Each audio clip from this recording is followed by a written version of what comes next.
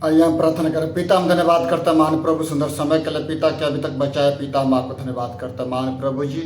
शाम के बेला में आपके पास आते हैं पिता, कुछ नहीं लाता, अपना हृदय को लाता है। धन्यवाद सीखने वालों को सीखने वाली आत्मा दे खुदावंद, और सीखने वालों को सीखने वाली आत्मा दे पिता, और सिखाने वालों को सिखाने वाली आत्मा दे कि आपके राज का विस्तार हो सके यीशु के नाम से आमीन। सबको जय मसीह की यीशु के मधुर नाम में। आज फादर्स डे है। सब लोग पिता है, किसी का पिता है किसी का पिता नहीं है, कोई बात नहीं, क्योंकि हमारा पिता जो अनंत काल का पिता है वो स्वर्ग राज्य में है। वो सबका पिता है, वो पिताओं का पिता है, प्रभुओं का प्रभु है और ईश्वरों का परमेश्वर है। मेरे प्रियो, आज चर्चों में, आदर्श में भी, स्कूलों में भी, कुछ स्कूल बंद हैं, कोई बात नहीं, लेकिन अपने घरों में तो वो लोग बनाए फादर्स डे। लेकिन ये सोचने और समझने की बात है कि पिता पिता होता है। आजकल दुनियावी में हम देखते हैं, पूरे संसार में, पूरे वर्ल्ड में, कि क्राइम सब तो बड़ी कठिन है, लेकिन पिता जब अपने बच्चों को पहचानता है, मानता है, वो कभी भी अपने बच्चों के साथ अन्याय नहीं करेगा, क्राइम नहीं करेगा। मेरे प्रियो, हम देखते हैं लूका 15 अध्याय और उसका 11 पद से हम 32 पद में उड़ाऊ पुत्र के बारे में, खोए हुए पुत्र के बारे में, खोए हुए भाई के बारे में, और पिता का पुत्र बाहर चला गया, खो गया। मेरे प्रियो, हम देखते हैं कि परमेश्वर ने जगत से ऐसा प्यार किया कि अपने एकलौते पुत्र को दे दिया कि वह नाश न हो परंतु अनंत जीवन पाए, जितने लोग उस पर, उसके पुत्र पर विश्वास करते हैं। अदन की बाग में आदम हवा को आत्मिक रूप से आत्मिक पिता परमेश्वर था। परमेश्वर उसको अपने हाथों से बनाया था और जीवन का श्वास दिया। कोई भी पिता यह नहीं चाहता है कि उसका बेटा अनाज्ञाकारी हो, उल्टा सीधा काम करे। हर एक पिता चाहे जैसा भी हो, वो यही चाहता है कि मेरा बेटा मेरी आज्ञाओं का पालन करे। मेरे प्रियो, 5वीं आज्ञा में हम देखते हैं कि तू अपने माता और अपने पिता का आदर करना, इससे करने से तेरी आयु बढ़ती है और तू कहीं भी सफल होगा। हम इसमें पढ़ते हैं लूका 15 और 11 से 32 के बीच में कुछ बातों का हम देखेंगे। 4-5 पॉइंट के बारे में हम देखेंगे कि वो पिता तरस खाने वाला पिता है। अपने बेटे को समझाया, लेकिन जब उसका बेटा गलत संगति में पड़ गया, उड़ाऊ पुत्र, उसके मित्रों ने सिखा दिया कि अपने पिता से अपना संपत्ति बंटवा लो और हम दूर देश को जाएंगे। पिता को लाख समझाने पर भी, लाख बताने पर भी, गांव वाले भी बताए, प्रतिष्ठित लोग बताए, लेकिन उसकी बात एक नहीं माना। लास्ट में उसका पिता विवश होकर के बोला कि भैया अपना संपत्ति लो। सोचिए, जब वो दूर देश चला गया तो पिता छत पर बैठ करके उसका बाट जोहता था कि मेरा बेटा एक दिन वापस आएगा। मेरे प्रियो, उसी तरह से परमेश्वर अपने पुत्र को मेरे और आपके लिए इसलिए दिए कि पूरे मानव जाति मेरा संतान है। वो एक दिन न एक दिन वो मन फिरा करके अनंत जीवन के राज्य में प्रवेश करेंगे। सोचिए, यीशु मसीह परमेश्वर के दाहिने हाथ बैठ करके, खड़े होकर के यही प्रार्थना करते हैं कि हे पिता, वेट कर, वो लोग आएंगे। मेरे प्रियो, जब वो दूर देश को चला गया, पिता को बहुत दुख हुआ। उसी प्रकार से जितने विश्वासी भाई बहन चंगाई पा करके मसीह में आते हैं, बपतिस्मा लेते हैं भाव में आ करके, मेरे प्रियो यीशु मसीह के पास आना है तो भावुक बन के नहीं आना। जिस प्रकार से लोहा लोहे को चमकाता है नीति वचन 27 के 17 में, उसी तरह से मित्र अपने मित्र की संगति से चमकदार बनता है। पहला कुरिन्थियों 15 के 33 में, बुरी संगति अच्छे चरित्र को बिगाड़ देती है, लेकिन ये याद रखना कि संगति करने से चरित्र खराब नहीं होता, क्योंकि जब आंखों पर दुष्ट आत्मा का जब छाया रहता है, लोभ और लालच होता है, तो उसके हृदय में कार्य होता है और तब जाकर के वो पाप को उत्पन्न करता है। वो परमेश्वर तरस खाने वाला परमेश्वर है। वो पिता, वो आत्मिक पिता भी है और संसारिक पिता है। यदि हम और आप अपने माँ के कोख में थे, यदि मरा हुआ पैदा होते तो लोग क्या बोलता कि बच्चा मरा हुआ पैदा हुआ, लेकिन जैसे प्राण उसमें पड़ जाता है और वो हाथ पर मारने लगता है तो परमेश्वर आश्चर्य कर्म करता है। मेरे प्रियो, उसी प्रकार से एक व्यक्ति मसीह में आकर के पीछे मुड़ जाता है तो वो मरे हुए हालात में होता है। जिस प्रकार से उड़ाऊ पुत्र मरे हुए हालात में था और उसका पिता छत पर बैठ करके इंतजार करता था कि मेरा बेटा आएगा, वो अपने बेटों के लिए परमेश्वर से प्रार्थना करता था, लेकिन इसके दोनों बेटे आज्ञाकारी नहीं थे। ये नहीं सोचना कि बड़ा बेटा आज्ञाकारी था, नहीं मेरे प्रियो, जब आप वचन को पढ़ेंगे बड़ा बेटा भी आज्ञाकारी नहीं था। वो दिखाने के लिए अपने पिता का आदर मान करता था।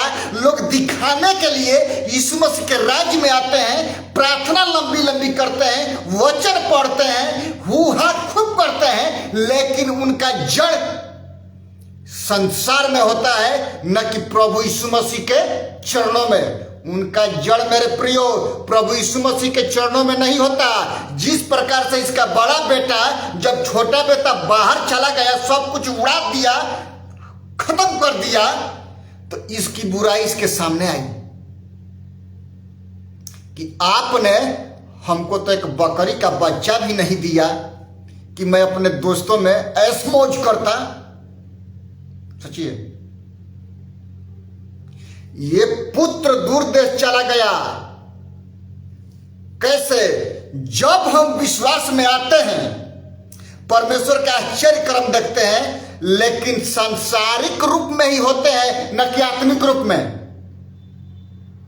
बपतिस्मा भी लेते हैं, सब कुछ करते हैं, लेकिन सांसारिक रूप में होते हैं। अपने पापों से वो तौबा तो हम कर लिए, लेकिन अपने में परमेश्वर का वचन ग्रहण नहीं किए, तो वो क्या है? शैतान वो उसमें अपना वचन ग्रहण कराएगा।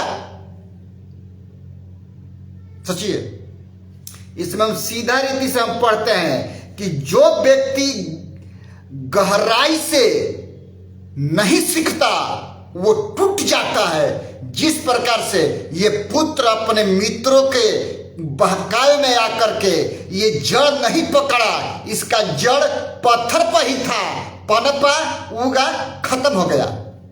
लेकिन जैसे ये पुत्र जब अपने आप में आता है, जब अकाल पड़ जाता है, जब सूअरों के झुंड में बैठना पड़ता है, जब सब मित्र छोड़ करके इसके भाग जाते हैं और जब इसको सूअरों का फल खाना पड़ता है, मेरे प्रियो, जब इसका दिमाग खुलता है और जब ऊपर नजर करके देखता है कि अरे परमेश्वर पिता, जो पिताओं का पिता है, जो सृष्टि का रचयिता है, वो तो ऊपर रहता है, वो नीचे नहीं रहता।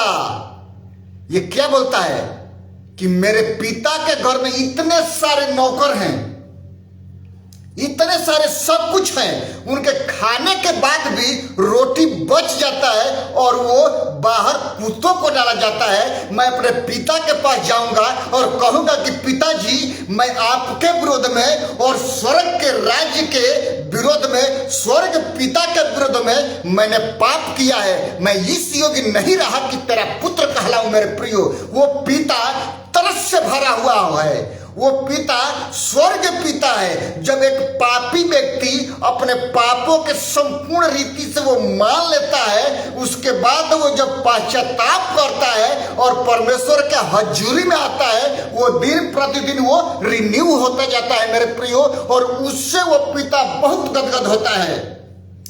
आज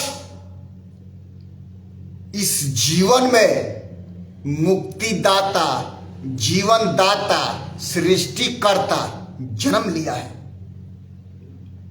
उस दिन से उसका जीवन चरित्र बदलता जाता है। दिन प्रतिदिन वो परमेश्वर में जड़ पकड़ते जाता है और स्वर्ग में स्वर्गदूतों के सामने यहोवा परमेश्वर अपने दूतों के सामने बड़ा भोज करते हैं कि एक आत्मा हमारे राज्य में आई है। तरस खाने वाला पिता, ये सांसारिक पिता की बात करते हैं, लेकिन तरस खाने वाला, इसमें आत्मिक भेद छुपा हुआ है कि आत्मिक भेद ये है कि ये पिता परमेश्वर है, जो मेरे और आपके पापों के लिए अपने पुत्र को दिए कि वो सांसारिक मृत्यु को अमरता में अनंत काल के मृत्यु में बदल दे। मेरे प्रियो, वो तरस खाने वाला पिता है, शांति दाता, जीवन दाता, जीवन को स्वर्ग राज्य में लेके जाने वाला पिता, वो स्वर्ग पिता है मेरे प्रियो। वो पिताओं का पिता है, ईश्वरों का ईश्वर है और परमेश्वरों का परमेश्वर है। जीवन देता वही है और जीवन लेता वही है।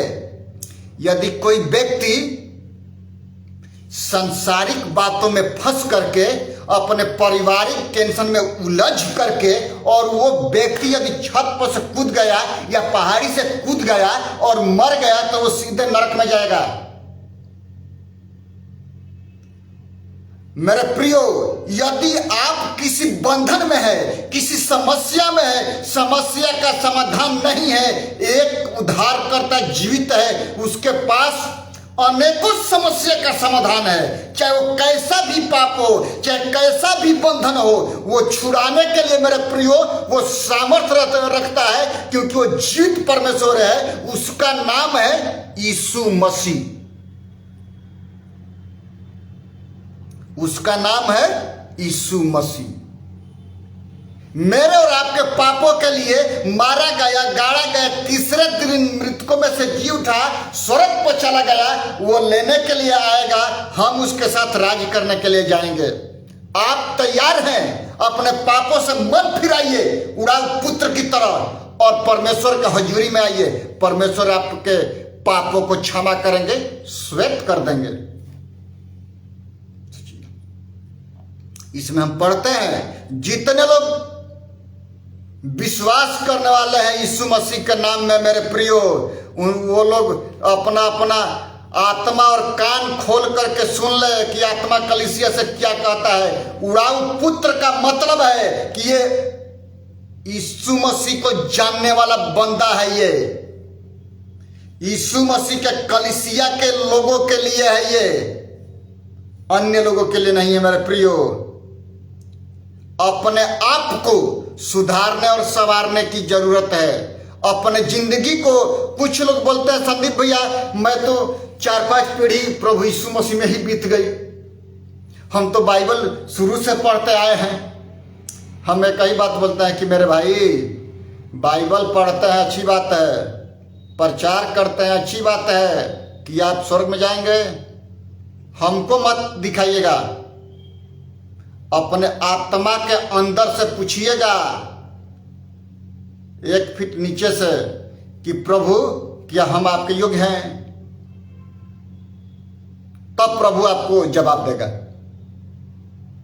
आप मरे हुए हालात में मत रहिए, क्योंकि परमेश्वर का वचन जिंदा है। जिंदा रखिए, अपने में सामर्थ्य रखिए, अपने में गट्स रखिए। सामर्थ्य रखी है। और वो सामर्थ्य कहां से मिलेगा? वो सामर्थ्य परमेश्वर का वचन पढ़ने से और परमेश्वर से प्रार्थना करने से और पवित्र आत्मा का अभिषेक पाने से वो सामर्थ्य मिलता है। मेरे प्रियो, यदि कोई कह दे कि अभिषेक नहीं है तो ये अनहोना है, क्योंकि परमेश्वर कार्य करने वाला परमेश्वर है, आज भी कार्य करता है। और जितने लोग पुकारते हैं वो कहता है कि संकट के दिन पुकार, मैं तेरी आवाज को सुनूंगा और उस वक्त मैं तुझे छुटकारा दूंगा। चैलेंज परमेश्वर करता है। जब हम उसको कार्य करने के लिए अनुमति देंगे तब। यदि हम खुद कार्य करेंगे तब तो समस्या है मेरे प्रियो। लेकिन जब वो कार्य करेगा, आपको बिना युद्ध लड़े युद्ध का विजेता बनाता है, उसका नाम है यीशु नासरी, यीशु मसीह। इसमें हम पढ़ते हैं 20 पद में, वो अभी दूर ही था। क्या? वो अभी दूर था, कोसों भर दूर था वो, या आधा किलोमीटर दूर होगा। लेकिन उसके आत्मिक आंखों ने देख लिया कि मेरा बेटा आ रहा है। छत से नीचे आया और जाकर के गले मिला, चूमा चाटा और बोला कि भोज करो, अच्छा से अच्छा खाना बनाओ, अच्छा से अच्छा वस्त्र पहनाओ, नाखून काटो, राजसी वस्त्र पहनाओ, बड़ी धूमधाम मचा। जब हम देखते हैं कि संसारिक धूमधाम इतना मनता है मेरे प्रियो जन्मदिन पर, तो आत्मिक धूमधाम कितना परमेश्वर स्वर्ग के राज्य में मनाता होगा। सोच के देखिए, कल्पना करके देखिए कि परमेश्वर स्वर्ग में कितना धूमधाम मचाता होगा जब एक पापी व्यक्ति मन फिराता होगा। तो पृथ्वी पर सबने पाप किया और परमेश्वर के महिमा से रहित हैं। कोई ये व्यक्ति नहीं कह सकता है कि हम पाप नहीं किए हैं। दिन भर में 2-3 गलतियां होता है तो वो पाप में गिनती होता है। चाहे मोटी गलती करे और चाहे छोटी गलती करे मेरे प्रियो, पाप पाप होता है। एक झूठ भी बोल दिया, पाप के श्रेणी में आता है। हत्या भी किया, पाप के श्रेणी में आता है। आजकल पाप दिन प्रतिदिन होते हैं क्योंकि मनुष्य की बुद्धि भ्रष्ट हो गई है। सोचिए, परमेश्वर के वचन में बहुत सारी बातें हैं। इसमें हम आज देखते हैं कि वो दूर ही था, उसका पापा नीचे आया, तरस से भरा हुआ, जाकर के गले मिला। मेरा बेटा खो गया था, मिल गया, मर गया था, जी गया। वो तरस खाने वाला पिता है मेरे प्रियो। उसी प्रकार से हमको और आपको अपने बच्चों के प्रति तरस खाने वाला प्रार्थना समर्पण का करना जरूरी है।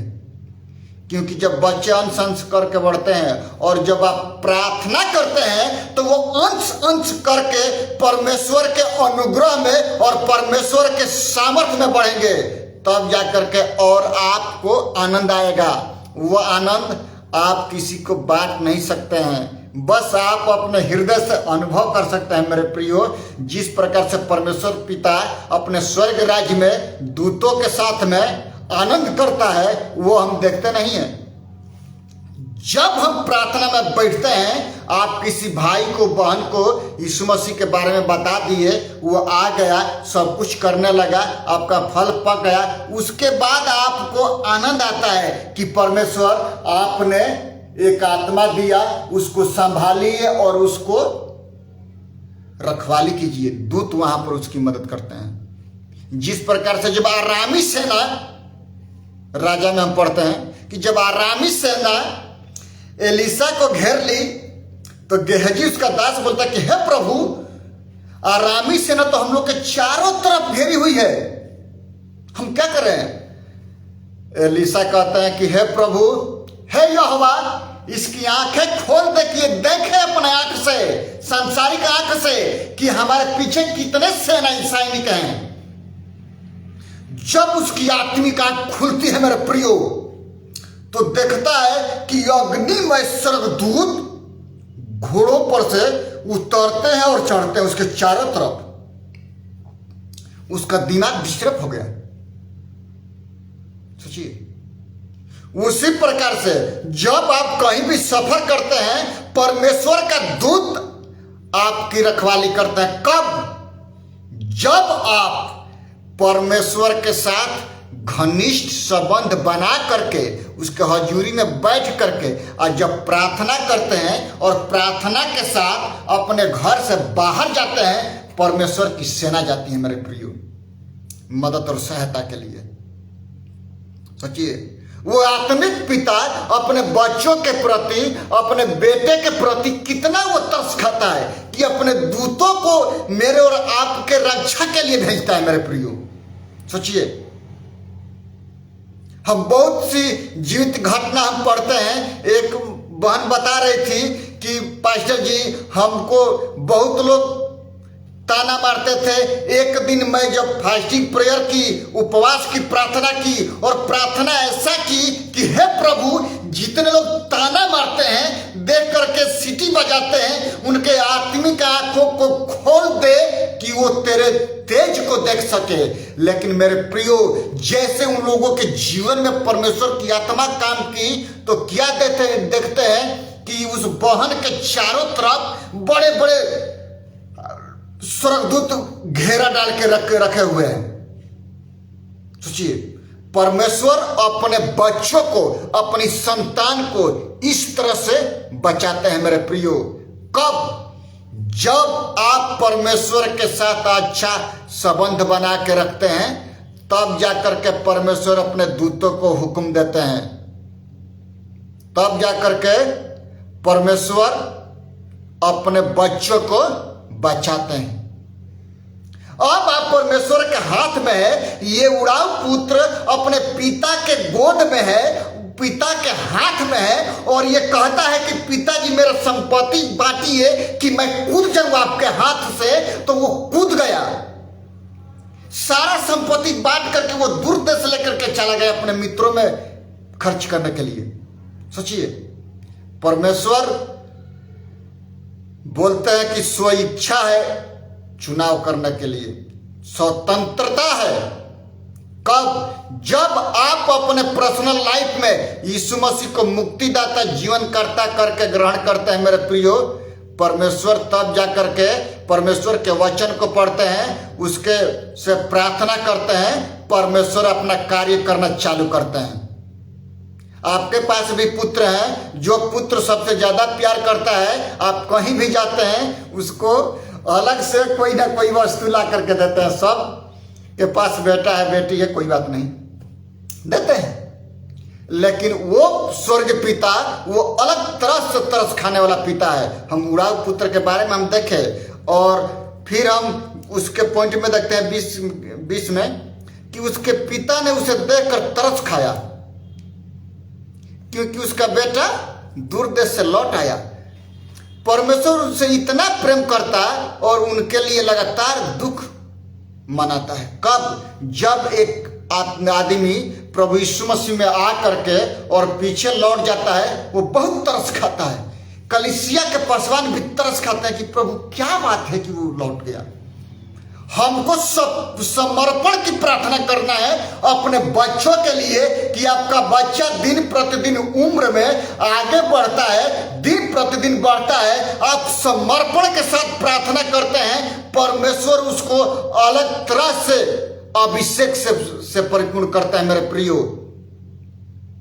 और परमेश्वर मदद और सहायता करते हैं। हमको यही प्रार्थना करना है कि हे परमेश्वर, जब तूने एक पुत्र दिया है या 2 पुत्र दिया है, उसको संभालने के लिए, उसको संवारने के लिए, उसको सही लाइन पर लाने के लिए अपना अभिषेक से परिपूर्ण कर कि मैं अपने पुत्र की देखभाल कर सकूं। हम अपने सांसारिक दिमाग से उसकी देखभाल हम नहीं कर सकते हैं जब तक कि तू अपने आशीष से, अपनी आत्मा से प्रेरित न करे। मेरे प्रियो, जब हम परमेश्वर से प्रार्थना करते हैं और परमेश्वर अपनी आत्मा से प्रेरित करते हैं, तो परमेश्वर शक्ति और समझ देते हैं बच्चों से बातचीत करने के लिए। सोचिए, कब यह होगा? जब हम परमेश्वर से प्रार्थना करते हैं। मेरे प्रियो, ये उड़ाऊ पुत्र का पिता जो स्वर्ग पिता है वो बोलता है कि प्रभु पिता, मैं इस योग्य नहीं रहा कि तेरा पुत्र कहलाऊं, अपने नौकर के समान मुझको रख ले कि मैं भूखे ना मरूं। इसका दिमाग खुल गया है, ये होश में आया है। क्योंकि हम देखते हैं 18 पद में, मैं उठकर अपने पिता के पास जाऊंगा और उससे कहूंगा कि पिताजी, मैंने स्वर्ग के विरोध में और तेरी दृष्टि में पाप किया है। कौन उसको स्मरण कराया? सोचिए। क्योंकि पिता के बारे में सोचा कि हमारा पिता दिन प्रतिदिन प्रार्थना करने वाला व्यक्ति, परमेश्वर के हजूरी में बैठने वाला व्यक्ति, जब ये बात अपने पिताजी के बारे में सोचा तो परमेश्वर की आत्मा उसकी आंखों को खोला, उसकी आत्मिक आंख भी खुल गई, सांसारिक आंख भी खुल गई। जब उसकी सांसारिक आंख खुली हुई थी और आत्मिक आंख बंद कवर में थी, तब तक उसको अपने पिता का तरस के बारे में, उसके प्रेम के बारे में याद नहीं आया। मेरे प्रियो, जब धन संपत्ति खत्म हो गया, उसका दोस्त भाग गए, जब उसको सुअरों के झुंड में बैठना पड़ा, उसका फल ही खाना पड़ा, तब जाकर के उसका दिमाग सही हुआ और वो बोला कि मैं अपने पिता के पास में जाऊंगा और बोलूंगा कि आपके विरोध में, और सृष्टिकर्ता जो हमको जीवन दाता है, जो हमको आत्मा दिया है और मेरा आत्मा लेकर के स्वर्ग राज्य में लेके जाएगा, मैंने उसके विरोध में पाप किया है। मेरे प्रियो, तब जाकर के उसकी आत्मिक आंख खुली और परमेश्वर ने अपनी आत्मा से उसको अभिषेक किया। वो सब कुछ छोड़ करके ये नहीं बोला कि मालिक मैं जा रहा हूं, नहीं, वहीं पर वो सब कुछ छोड़ करके, बड़ा फेंक करके, पहले का जीवन उतार के फेंका और वहां से वो चला गया अपने पिता के पास। जिस प्रकार से तिमाई का पुत्र बरतिमाई जब यीशु मसीह बुलाए कि उसको बुलाओ, तो वो सब कुछ अपना वस्त्र फेंक करके, उछल करके वो चल पड़ा कि सृष्टि का कर्ता, सृष्टि का रचयिता, आत्मा को नरक और स्वर्ग में लेके जाने वाला हमको बुला रहा है। कोई आम व्यक्ति हमको नहीं बुला रहा है, मेरी आत्मा को स्वर्ग में लेके जाने वाला यीशु नासरी दाऊद की संतान बुला रहा है हमको। आम आदमी नहीं है, उछल करके वो आया। उसी प्रकार से उड़ाऊ पुत्र उछल करके सब कुछ छोड़ करके वो आ गया। उस दिन के बाद वो पीछे मुकर करके नहीं गया। मेरे प्रियो, पिता के बारे में जब आप सोचते हैं, हम सोचते हैं, खास किसी का सांसारिक पिता संसार में नहीं है, कोई बात नहीं, क्योंकि आपका पिता स्वर्ग में है। वो पिताओं का पिता है, राजाओं का राजा है, प्रभुओं का प्रभु है। वो अपना प्रेम आपके प्रति बरकरार किया है, क्योंकि अपने पुत्र को आपसे प्रेम किया, अपने पुत्र को, आपकी आत्मा को लेकर के वो स्वर्ग राज्य में वो जाएगा। वो पिता है मेरे प्रियो, क्योंकि परमेश्वर अपने पुत्र से प्यार करते हैं। हम परमेश्वर की संतान के लिए अपने स्वर्गीय बेटे को, एकलौते पुत्र को दिया कि हम उस पर विश्वास करें और अनंत काल का जीवन के राज्य में हम भागीदार हो। मेरे प्रियो, इसलिए वो परमेश्वर असीमित परमेश्वर है, तरस खाने वाला परमेश्वर है। वो सबको एक बराबर देखता है, प्यार उसी से करता है जो उसकी आज्ञाओं का पालन करता है।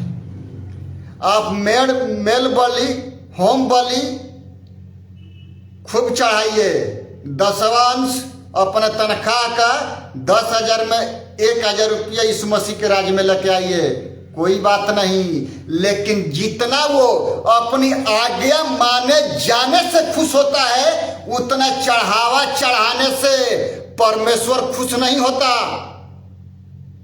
मानना तो बलि चढ़ाने से उत्तम है, क्योंकि हम यदि उसकी आज्ञाओं को मानते हैं तभी जाकर के अनंत जीवन की पुस्तक में, जीवन की पुस्तक में परमेश्वर मेरा और ना आपका नाम लिखेगा। दिखावा मत करिए, आपको प्रतिफल मिल गया। किसी को दिखाने के लिए प्रार्थना मत करिए, किसी को दिखाने के लिए प्रचार मत करिए, क्योंकि परमेश्वर का आत्मा आगे पीछे सबको देखता है। आपके चरित्र के बारे में, उसके चरित्र के बारे में, मेरे चरित्र के बारे में लोग जानेंगे कि ये सच में परमेश्वर का बेटा और बेटी है। आपको कहने की जरूरत नहीं है मेरे प्रियो, क्योंकि हमने अपना लाइफ में देखा है। मैं जिस क्षेत्र में जाता हूं परमेश्वर असीमित ज्ञान से भरते हैं और परमेश्वर आशीष करते हैं, क्योंकि परमेश्वर कहा है कि तू जहां अपना पैर रख देगा वहां के लोगों को मैं तेरे नाम कर दूंगा, वहां के भूमि को मैं तेरे नाम कर दूंगा। कब? जब हम परमेश्वर के हजूरी में मांगते हैं तो परमेश्वर अपनी आत्मा से भरते हैं मेरे प्रियो, वो अपनी आत्मा से परिपूर्ण करते हैं। आइए हम 24 पद में हम देख लेंगे। मेरा यह पुत्र है, खो गया था मिल गया है, मर गया था जीवित हो गया। यानी कहने का मतलब है कि हम जब परमेश्वर के राज्य से हट जाते हैं और जब दूसरी बार परमेश्वर के राज्य में आते हैं, ये वचन लागू होता है कि ये मेरा पुत्र मर गया था जी गया है, ये अभी हमारे राज्य में आया है, अब वापस जाएगा नहीं। हमको सोचने और समझने की जरूरत है मेरे प्रियो कि जब हम परमेश्वर के राज्य में हैं तो हम जीवित रहें, हमेशा मेरा और आपका मशाल जलता रहे, बुझे नहीं, वो दिया जलता रहे एकदम कंटिन्यू।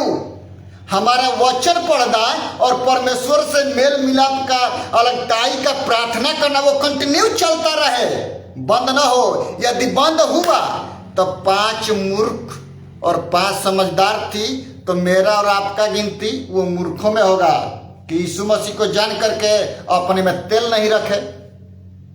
क्या होगा? मैं तुम्हें जाना ही नहीं, तुम बहुत बहुत भविष्यवाणी किए, बहुत काम किए, मैं जाना ही नहीं तुमको। फिर क्या प्रत्युत्तर होगा? हमको आज पश्चाताप की जरूरत है और अलगताई की प्रार्थना की जरूरत है, क्योंकि more prayer more power, less prayer less power, no prayer no power. Power चाहिए तो यीशु मसीह वो पावर देगा मेरे प्रियो। सामर्थ यीशु मसीह देता है, जो मुझे सामर्थ देता है मैं उसमें सब कुछ कर सकता हूं, ना तो बल से ना शक्ति से, पर तेरी आत्मा के द्वारा पिता है। प्रभु यीशु मसीह के सामर्थ्य से मेरे प्रियो हम लोग बहुत कुछ कर सकते हैं। कब? हमको एक मन एक तन होने की जरूरत है और एक उद्देश्य रखने की जरूरत है। यदि जितने यीशु मसीह के दास दासी हैं, एक मन एक तन होकर के प्रार्थना यदि करते हैं, परमेश्वर आशीष करता है। हमारे कलीसिया में मेरे लिए खास करके लोग प्रार्थना करते हैं, चाहे आपके कलीसिया में लोग करते हैं कि नहीं करते हम नहीं बता सकते हैं, लेकिन मेरे फैथ रिवाइवल चर्च में समर्पण का प्रार्थना होता ही होता है। दिन में फास्टिंग प्रेयर सप्ताह में होता ही होता है, लेकिन 5 बजे सुबह उठ करके 5 से 6 बजे प्रार्थना होना ही होना है। उसमें वचन हमको प्रचार करना ही करना है, चाहे करंट रहे और चाहे मत रहे, चाहे फोन चार्ज हो और चाहे मत हो, किसी भी हालात में प्रार्थना करना है तो करना है बस। इसीलिए अपने अपने फोनों को चालू रखिए और यदि आपके मित्र हैं तो प्रार्थना करिए, परमेश्वर आशीष करेगा। यदि हम नेट चलाते हैं, अच्छा लगता है नेट में, मेरे प्रिय एक बात याद रखना है, नेट चलाने पर टाइम का पता नहीं चलता, लेकिन बाइबल पढ़ने पर आंख चपक जाता है और आदमी सो जाता है और पढ़ जाता है। सोचिए 10 मिनट प्रार्थना करने पर आंख से दिखाई नहीं देता, तो स्वर्ग राज्य में घुटनों के बल में बैठना है। तो जब तुम यहां पर, हम और आप प्रैक्टिस नहीं करते हैं पृथ्वी पर, तो स्वर्ग राज्य में कैसे हम प्रैक्टिस करेंगे? जब प्रभु यीशु मसीह नूह का जहाज लेकर के बादलों पर आएगा तो हम क्या करेंगे? उस जहाज में बैठेंगे। जब वो बादलों पर मिलने के लिए हमसे आएगा और जितने यीशु मसीह में मरे हुए हैं वो पहले पुनरुत्थान में जी होकर के बादलों पर यीशु मसीह से मिलने के लिए जाएंगे। क्या हम और आप पहले पुनरुत्थान के भागी हैं? यदि हैं तो वचन पढ़ना है और समर्पण की प्रार्थना करना है, अपने आप में जीवित वचन पढ़ना और आपका दिया 24 घंटा जलना चाहिए। तब जाकर के परमेश्वर मेरे प्रियो हमको और आपको अपने राज्य में ग्रहण करेगा, वरना ग्रहण नहीं करेगा। किसी को दिखावा के लिए नहीं करना, परमेश्वर पिता को दिखाना है, न कि और किसी आदमी को। हमको घमंड करना है तो अपने शरीर पर नहीं, लंबाई चौड़ाई पर नहीं, गोराई पर नहीं, हृदय की गहराई से कि मैं यीशु को जानता हूं, मानता हूं, उसके आज्ञाओं को उसके कहने अनुसार करता हूं, हम उसका अनुकरण करता हूं और वो हमारा पिता है, मैं उसकी संतान हूं। इस बात पर घमंड करना है। प्रभु इन सारे वचनों से आपको और हमको आशीष करे। आइए हम प्रार्थना करते हैं। यदि किसी को प्रार्थना विषय है तो वो प्रार्थना रिक्वेस्ट भेज सकते हैं, बातचीत कर सकते हैं। आइए हम प्रार्थना करें। पिता हम धन्यवाद करते हैं महान प्रभु जी, जितने लोग देखते हैं सुनते हैं पिता, महान प्रभु जी उन सबों को अपनी आत्मा से अभिषेक कर पिता, कि वो तरस खा करके अपने बच्चों के लिए, अपने रिश्तेदारों के लिए, अपने घर वालों के लिए पिता, जब तू अपने महिमामय दूतों के साथ आए तो पिता ये लोग आपके राज्य में शामिल किए जाए। महान प्रभु जी प्रार्थना करते हैं फायर रिवाइवल चर्च के एक एक विश्वासी भाई बहनों के लिए, रेवरेंट अजय फादर के लिए, उनके पूरे फैकल्टी के लिए पिता, मैं अपने पूरे परिवार को आपके लहू में हम छिपाते हैं, अपने रिश्तेदारों को तेरे लहू में छिपाते हैं पिता, पहले पुनरुत्थान का भागी हो सके। महान प्रभु जी प्रार्थना करते हैं जितने भारतवर्ष में पूरे विश्व के कोने कोने विश्वासी भाई बहन हैं, आपके नाम को पुकारते हैं पिता, उनके जीवनों में खुदावंद आप कार्य करें। महान प्रभु जी यदि कोई बीमारी के हालात में है चंगाई दीजिए, काम की तलाश में है काम दीजिए, यदि कोई बंधन है उसको खोलिए महान प्रभु जी, क्योंकि आपने सब कुछ के लिए कलवरी के क्रूस पर खून बहाया है पिता। हम आपको धन्यवाद करते हैं। पूरे भारतवर्ष के शासन व्यवस्था को राष्ट्रपति से लेकर के सरपंच तक के अधिकारों का आपके हाथों में देते हैं पिता, सबको बल बुद्धि से परिपूर्ण कर महान प्रभु जी। पिता हम प्रार्थना करते हैं पूरे देश के लिए पिता, जहां कहीं भी चक्रवात तूफान है पिता, बारिश है महान प्रभु जी, वहां पर पिता आप सबों को आप मदद कीजिए पिता, हर एक खतरों से आप बचा के रखिए महान प्रभु जी। प्रार्थना करते हैं बीएसएफ के जवानों के लिए जो बॉर्डर पर रखवाली करते हैं पिता, उनके जीवन में आप कार्य करें महान प्रभु जी, उनके परिवारों को आपके हाथों में देते हैं महान प्रभु जी। पूरे भारतवर्ष को आपके लहू में छिपाते हैं, जब आपका दूसरा आगमन हो खुदावंद यहाँ के लोग आपके राज्य में शामिल किए जाए पिता। धन्यवाद करते हैं, सारा आदर महिमा खुदावंद हम आपको देते हैं प्यारे पिता, आपके बेटे उद्धारकर्ता प्रभु यीशु मसीह के नाम से मांगते हैं, आमीन। सबको जय मसीह की। प्रभु आपको आशीष दे।